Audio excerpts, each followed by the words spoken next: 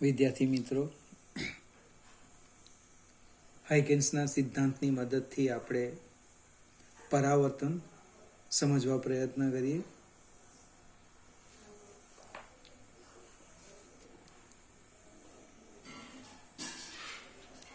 પરાવર્તન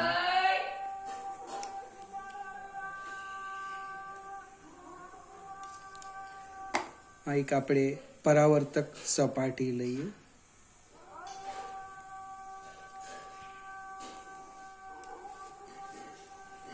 નામ આપી દઈએ એ બી, અથવા બીજું નામ આપીએ આપણે MN. હવે એક સમતલ તરંગ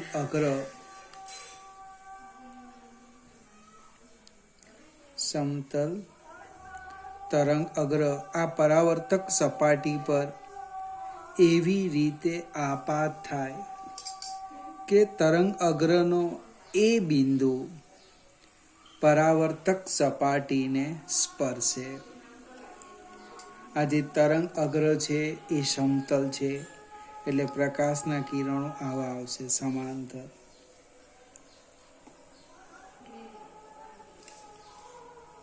હવે જ્યારે સ્પર્શે પછી ગૌણ ઉદ્ગમ સ્થાન તરીકે વર્તે અને પોતાનામાંથી આવી રીતના ગોળાકાર તરંગોનું ઉત્સર્જન કરે. એ દરમિયાન બી પાસે પણ જે તરંગો ઉત્પન્ન થવાના એ આ રીતના ગોળાકાર તરંગોનું ઉત્સર્જન થવાનું. ધારો કે ટી સમયે આપણે ધારી લઈએ કે તરંગનો વેગ v લઈ લઈએ.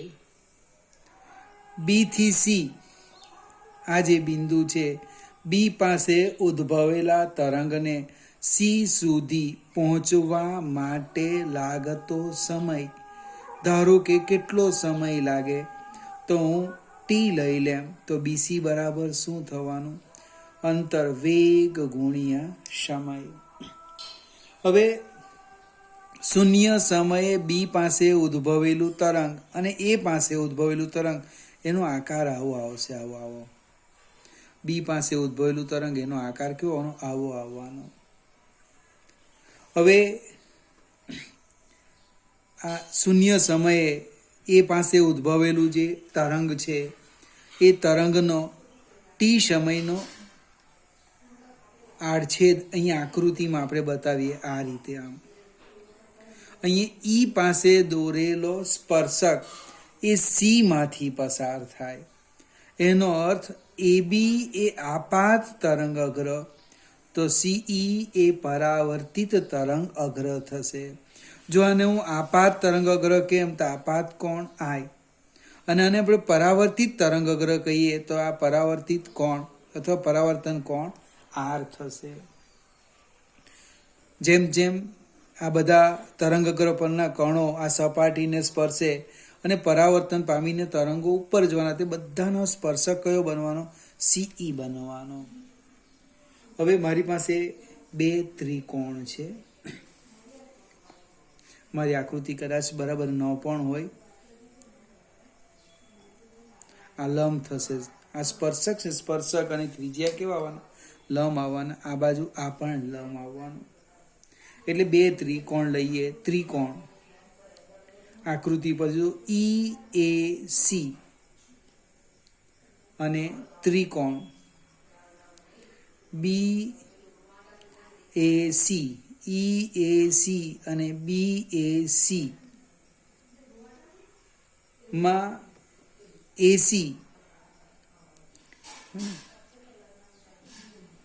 એસી એ સમાન બાજુ છે. એઈ બરાબર બીસી બરાબર વીટી એ લંબાઈ પણ સરખી છે. માપ ખૂણો ઈ બરાબર માપ ખૂણો બી એ કેટલો છે?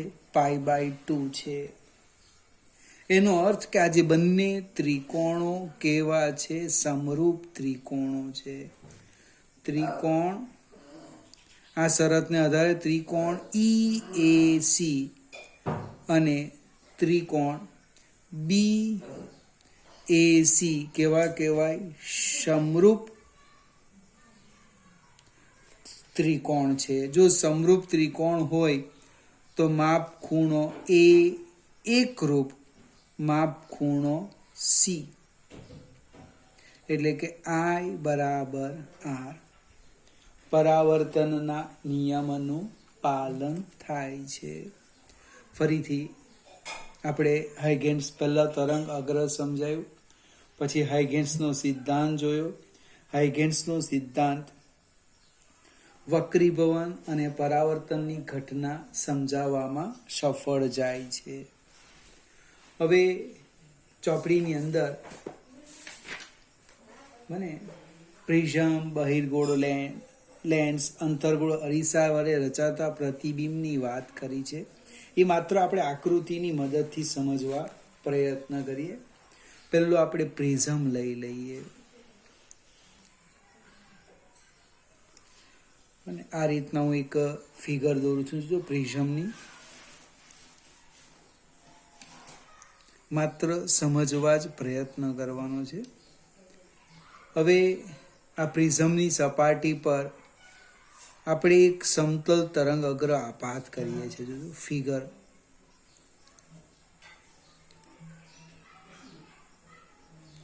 આ રીતના પ્રકાશના કિરણો સમાંતર છે, એનો અર્થ હું સમતલ તરંગ અગ્ર આપાત કરું છું. અહીંયા શું થવાનું? આપણે આ બિંદુ પાસેથી એક લંબ દોરું છું. જો લંબનો અર્થ એવો થાય કે આ તરંગ અગ્ર છે. કિરણો આપણે અહીંયા A1 લખીએ અને B1. A1 B1 એ આપાત સમતલ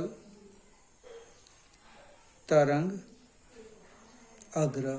હવે પરિસ્થિતિ શું થાય તે સમજાવું.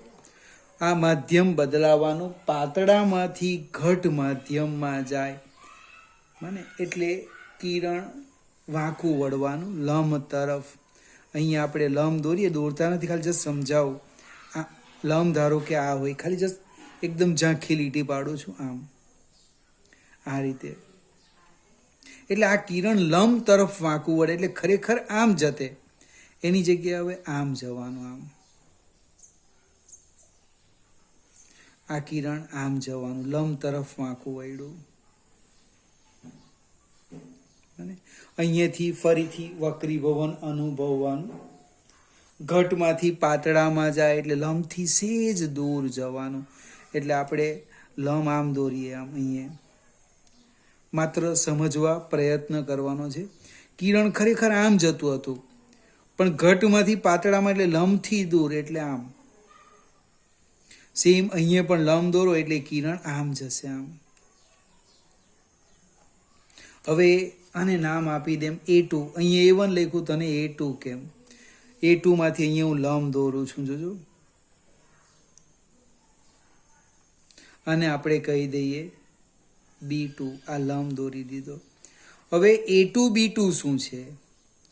A2 B2 A નિર્ગમન સમતલ તરંગ અગ્ર. નિર્ગમન સમતલ તરંગ અગ્ર. પ્રશ્ન એ ઉદ્ભવે, આ જે સમતલ તરંગ અગ્ર છે વાંકું કેમ વળ્યું? તો A1 A2 અને B1 B2 વચ્ચેનું અંતર જુદું જુદું છે. તમે માપવા પ્રયત્ન કરો, A1 A2 ઓછું છે, જ્યારે B1 B2 વધારે છે. પણ તફાવત શું આવે કે આ જે કિરણ છે B1, અહીંયા B2' ચોપડીમાં લખેલું છે, એ કિરણ કાચના માધ્યમમાં જે અંતર કાપે એના કરતાં A1 A2 કિરણ કાચના માધ્યમમાં વધારે અંતર કાપે. કાચના માધ્યમમાં ઘટ માધ્યમ છે એટલે એનો વેગ ઘટે. સ્નેલનો નિયમ, વેગ ઘટવાથી એ આટલું વાંકું વળી જાય આમ. બને. એટલે પ્રિઝમમાં તમે પ્રકાશનું કિરણ દાખલ કરો તો જ્યારે નિર્ગમન પામે એટલે પાયા તરફ વાંકવું વળે. આ જ આકૃતિ ફરીથી જોઈએ. બહિર્ગોળ લેન્સ લઈએ.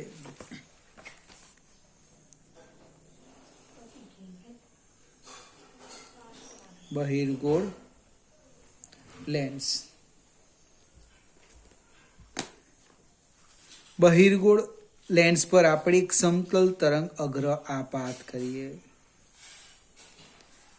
સમતલ તરંગ અગ્ર એટલે 3 કિરણ લઈશું અહીંયા આ રીતે એકબીજાને સમાંતર.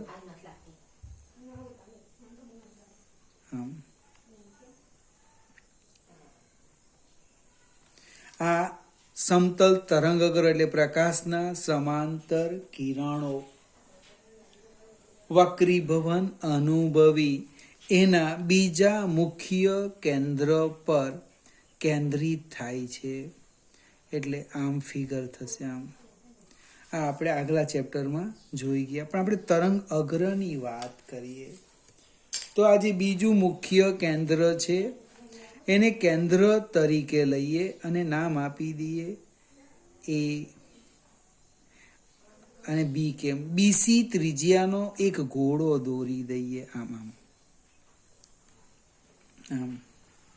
તો શું થવાનું? આ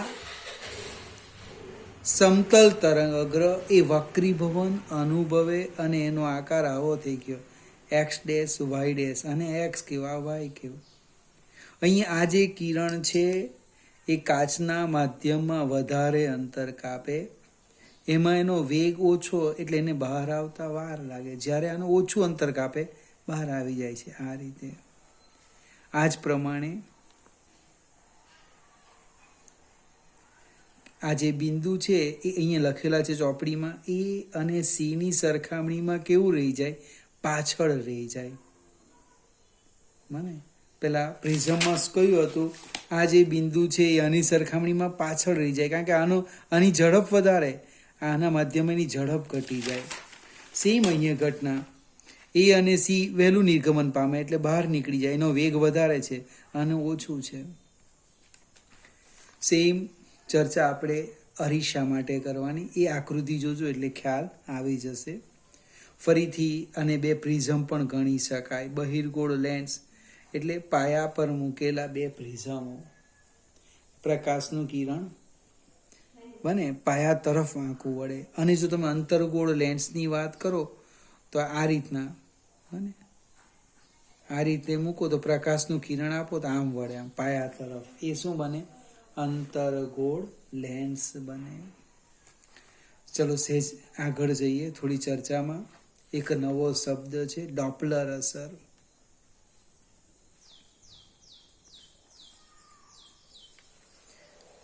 વિદ્યાર્થી મિત્રો,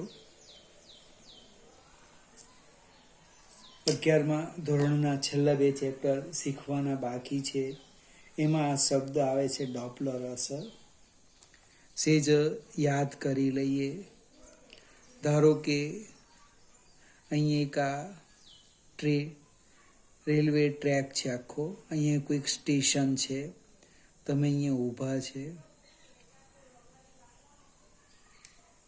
હવે એક ટ્રેન દૂરથી આવે છે આ રીતે. જે આપણો અનુભવ થાય એ હું સમજાવું છું. ટ્રેન જેમ જેમ નજીક આવે તેમ તેમ અવાજ વધતો જાય છે. આવૃત્તિ વધતી જવાની, અવાજ વધે, મહત્તમ બને, અને જેમ એ આપણાથી દૂર જતી રહેશે તેમ તેમ આવૃત્તિ ઘટતી જાય, અવાજ ઘટતો જાય છે. હવે આવું ક્યારે શક્ય બને? એટલે ઘણા બધા કેસ છે, માત્ર સમજવા પ્રયત્ન કરીએ. આપણે અવાજ સાંભળતા છે એટલે શ્રોતા અથવા અવલોકનકાર, અને આ ટ્રેન અવાજ વિસલ મારે એટલે ઉદ્ગમ સ્થાન. મોટે ભાગે આપણે જે અહીંયા પ્રકાશીય ડોપલર ઘટના જોવાના, એમાં અવલોકનકાર આપણે એટલે આપણે સ્થિર જ રહેવાના છે. ગતિ કોણ કરવાનું છે? ઉદ્ગમ સ્થાન. પણ હું કોમન વ્યાખ્યા સમજાવું. હું ધ્વનિના સંદર્ભમાં આપણે જે અહીંયા લખવાની નથી, માત્ર સમજવા પ્રયત્ન કરીએ કે ઉદ્ગમ સ્થાન એટલે સોર્સ, ઉદ્ગમ સ્થાન અથવા અવલોકનકાર એકબીજાની સાપેક્ષે ગતિ કરે ત્યારે અવલોકનકારને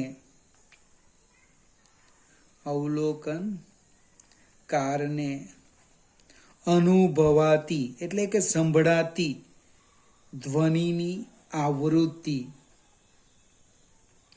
એ ઉદ્ગમ સ્થાન વડે ઉત્સર્જાતી આવૃત્તિ કરતા અલગ હોય છે. આ ઘટનાને ડોપલર અસર કહે છે. ત્યાં સાબિતી પણ છે, એ ધ્વનિના કેસમાં છે, આપણે પ્રકાશના કેસમાં લખવાના.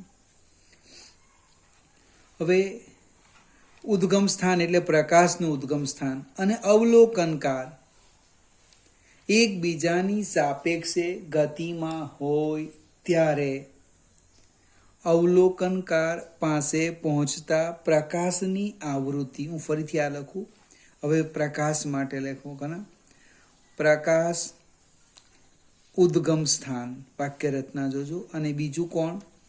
અવલોકનકાર. પ્રકાશ ઉદ્ગમ સ્થાન અને અવલોકનકાર એકબીજાની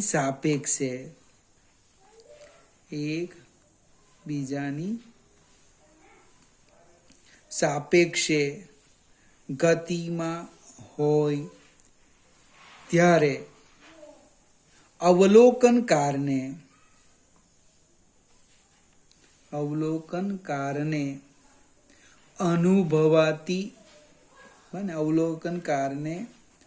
અનુભવાતી પ્રકાશની આવૃત્તિ એ ઉદ્ગમ સ્થાન વડે ઉદ્ભવતા પ્રકાશની આવૃત્તિ કરતા અલગ હોય છે.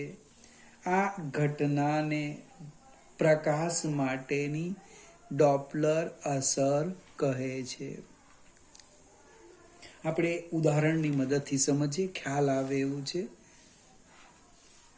આપણે અહીંયા અવલોકનકાર લઈ લઈએ, શ્રોતા લિસનર એલ લખી દેમ, અને ધારો કે અહીંયા લખી દેમ પ્રકાશ ઉદ્ગમ સ્થાન એસ સોર્સ.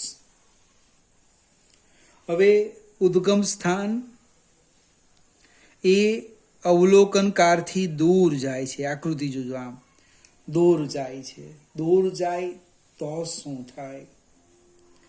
એ જ્યારે ગતિ કરે છે, અને આપણે પહેલા એને સ્થિર લઈ લઈએ, એ ગતિ કરે છે અને સ્થિર હોય ત્યારે ઉદ્ભવેલું જે તરંગ છે, આપણે એક જ તરંગ લઈએ, પણ જસ્ટ આ રફ ફિગર, આમ એને અવલોકનકાર પાસે પહોંચતા લાગતો સમય, ધારો કે આવર્તકાળ લઈ લેમ. હવે શું થવાનું કે જો ઉદ્ગમ સ્થાન ગતિ કરતું હોય અને એ એક તરંગનું ઉત્સર્જન કરે, તો એ તરંગને અવલોકનકાર પાસે પહોંચતા લાગતો જે સમય છે એ કેપિટલ ટી કરતા વધારે હોય છે. ફરીથી સમજાવું,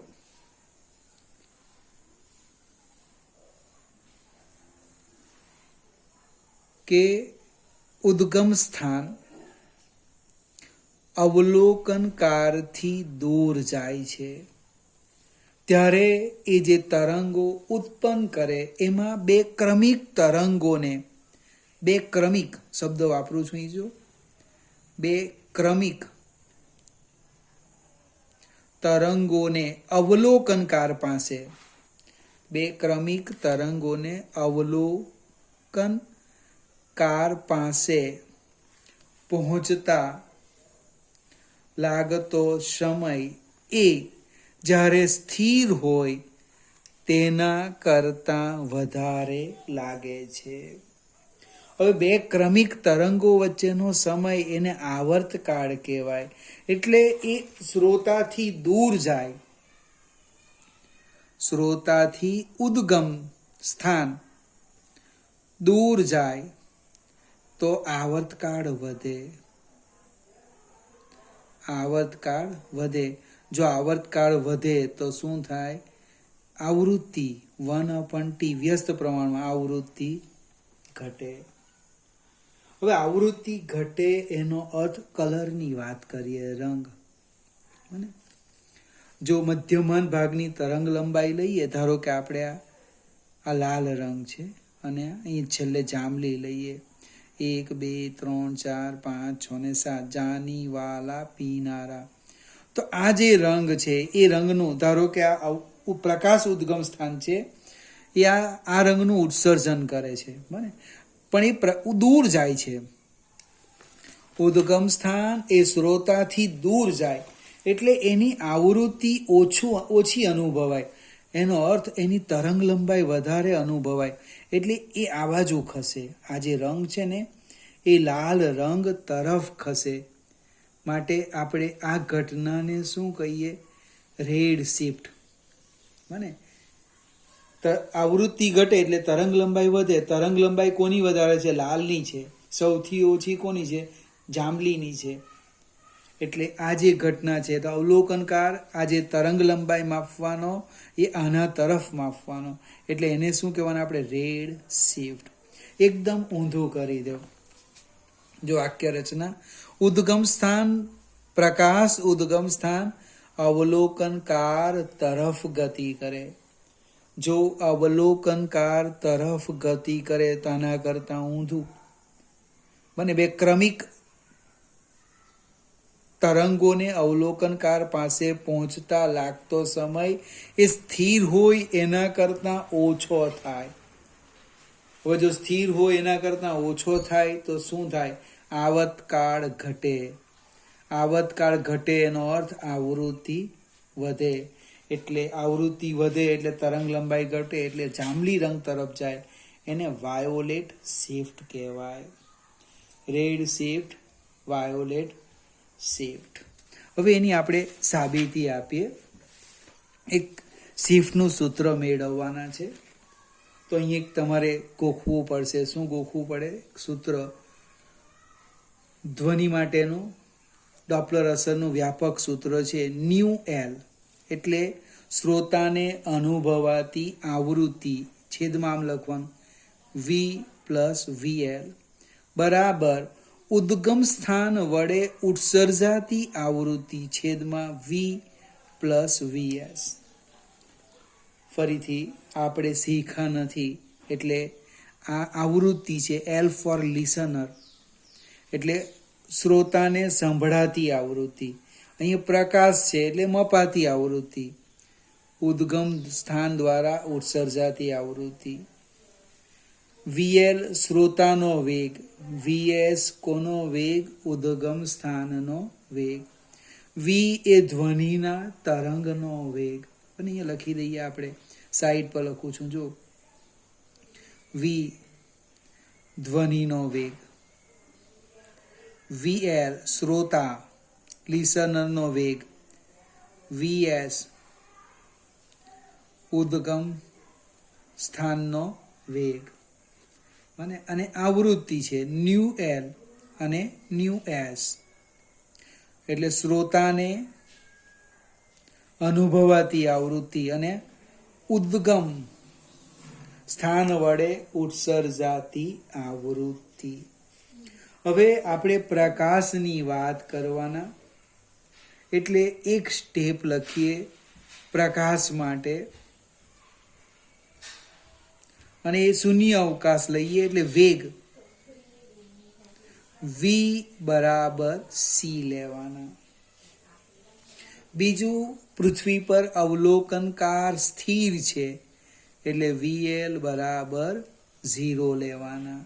આ કિંમત મૂકવું એટલે શું થાય? ન્યુ એલ બાય સી બરાબર nu S by V plus VS, અથવા ને આમ લખવું nu L by nu S બરાબર C upon V plus VS. હવે આવૃત્તિ જે ફેરફાર થાય, વધારો કે ઘટાડો થાય એ મારે લેવો છે. તો આવૃત્તિમાં આંશિક ફેરફાર અથવા અંશમાં યોગ લેમજો. Nu L minus nu S divided by nu S. આટલી તો ખરેખર ઉત્સર્જાય છે, પણ આમાં ફેરફાર થાય છે. સી અહીંયા સી આવશે ભાઈ, મારી ભૂલ થઈ, આટલે પણ સી. જ્યાં ધ્વનિનો વેગ છે ત્યાં શું મૂકવાનું? સી મૂકવાનું. C minus C VS divide by C plus VS. હવે વીએલ માઇનસ વીએસ જો સમજવા પ્રયત્ન કરો. ઉદ્ગમ સ્થાન દૂર જાય તો વીએલ લેસ ધેન વીએસ, નજીક આવે તો VL greater than VS.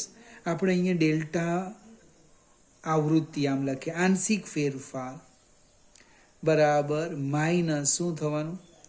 VS divide by C plus VS. સેજ આગળ જઈએ.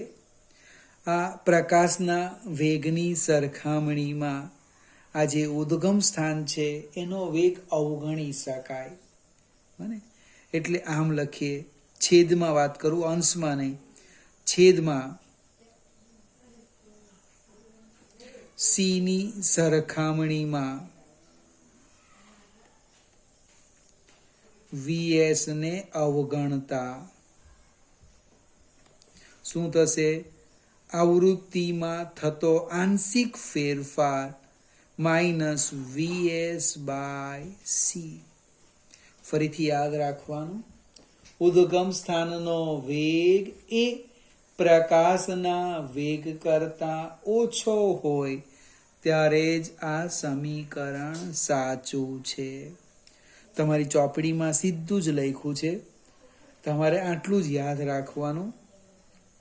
આવૃત્તિનો ફેરફાર અને મૂળ આવૃત્તિ એસ સોર્સ બરાબર ઉદ્ગમ સ્થાનનો વેગ છેદમાં પ્રકાશનો વેગ. આ સૂત્ર ઉપર આધારિત લગભગ 2 કે 3 એક્ઝામ્પલ છે, ઓબ્જેક્ટિવ પણ છે. હવે આ 11મા ધોરણમાં છે. જો તમે ચોપડી પસ્તીમાં ન આપી હોય તો આ સૂત્ર જોજો, ડોપલર અસરનું છે અને શ્રોતાને અનુભવાતી આવૃત્તિ કરીને લખ્યું છે. અહીંયા આપણે થોડીક કોમન ચર્ચા લગભગ પૂરી કરી. હાઇગેન્સનો સિદ્ધાંત, વક્રીભવન, પરાવર્તન, ડોપલર અસર. અને હવે આપણું જે ચેપ્ટરનું હેડિંગ છે એના તરફ જઈએ. 3 ઘટના શીખવાના છે આમાં: વ્યતિકરણ, વિવર્તન અને ધ્રુવીભવન. હવે એ શીખવા પહેલા એક સિદ્ધાંત જોઈએ. આ પણ 11મા ધોરણનો છે, સંપાતપણાનો સિદ્ધાંત.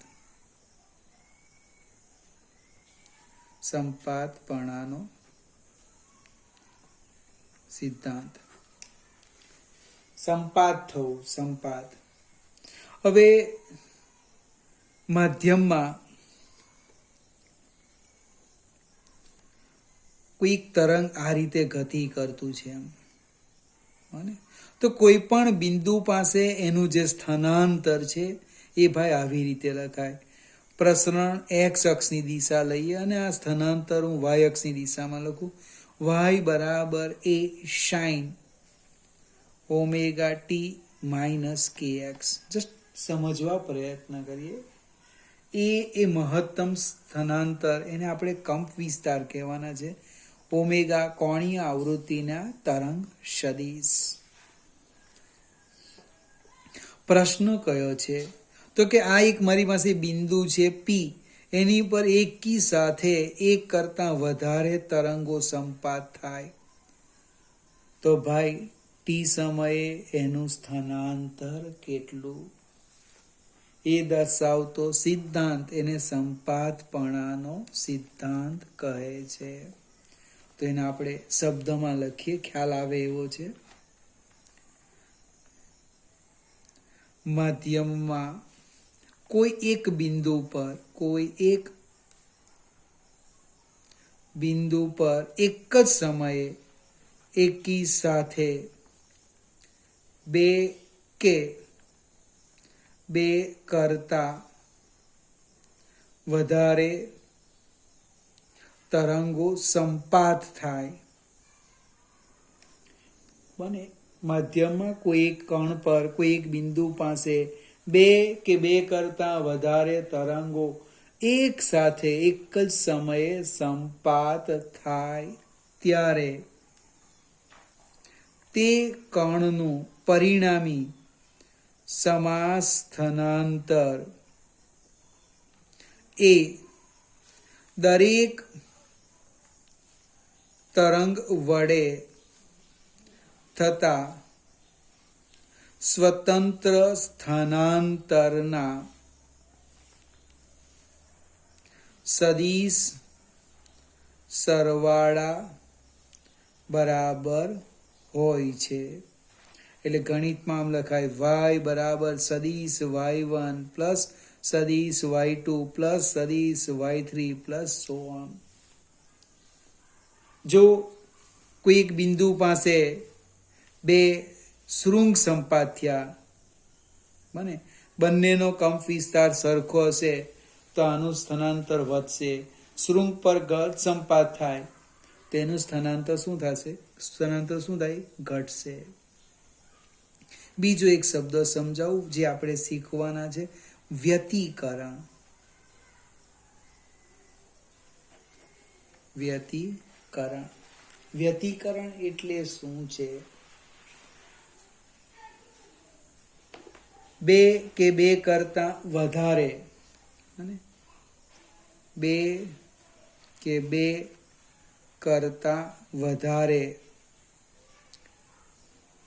તરંગોના બે કે બે કરતા વધારે તરંગોના સંપાતીકરણને